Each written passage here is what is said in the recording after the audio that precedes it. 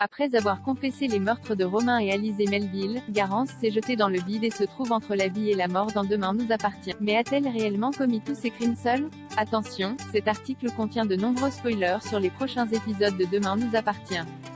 Si vous ne voulez rien savoir, ne lisez pas ce qui suit.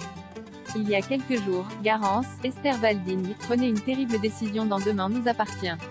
Après avoir avoué les meurtres de Romain et Alizée Melville, l'agression de Chloé, Ingrid Chauvin, ainsi que le kidnapping de Gabriel, Martin Mille, la jeune femme se jetait du toit d'un immeuble pour éviter la prison. Mais voilà, les choses ne sont jamais simples à 7 et un nouveau rebondissement a remis en question les aveux chocs de l'infirmière. Hier soir, la police découvrait ainsi le squelette de Romain Melville à quelques pas seulement du domicile de Nord, Saël de Figueiredo.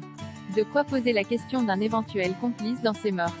Soupçonné d'avoir aidé Garance, Nord est donc sur le point d'être arrêté par la police et de passer la fin de sa vie derrière les barreaux. Toutefois, tout ceci est peut-être un peu trop évident.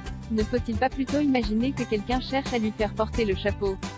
Autant le dire tout de suite, les fidèles de Demain nous appartient ne sont pas au bout de leur surprise puisqu'un élément inattendu promet de rebattre les cartes au cours des prochains épisodes. Dans un nouvel extrait disponible sur la plateforme MYTF1, Gabriel rend visite à Garance à l'hôpital et bouscule malencontreusement Olivier Eric Stubenaker dans les couloirs. En regardant son poignet, il aperçoit un bracelet dépassant de sa manche, lequel lui permet de se remémorer son agression. En effet, ce dernier se souvient que la personne qui s'en était prise à lui portait le même bijou le jour où il a été kidnappé. Pour lui, il ne fait donc aucun doute qu'Olivier est celui qui l'a enlevé et qui a tenté de le tuer.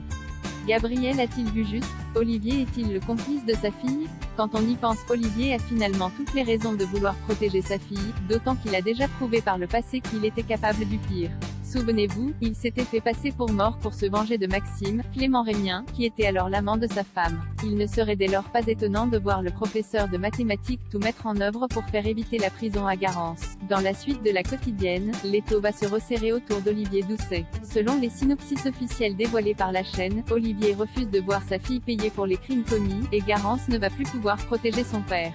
Des mots qui laissent peu de doute quant à l'implication d'Olivier dans cette histoire. D'après les informations de News Actual, Olivier passera aux aveux mardi soir et reconnaîtra le meurtre d'Alizée Melville, l'agression de Chloé ainsi que la tentative de meurtre sur Gabriel. Décidément, la famille Doucet aura vécu bien des épreuves dans Demain nous appartient.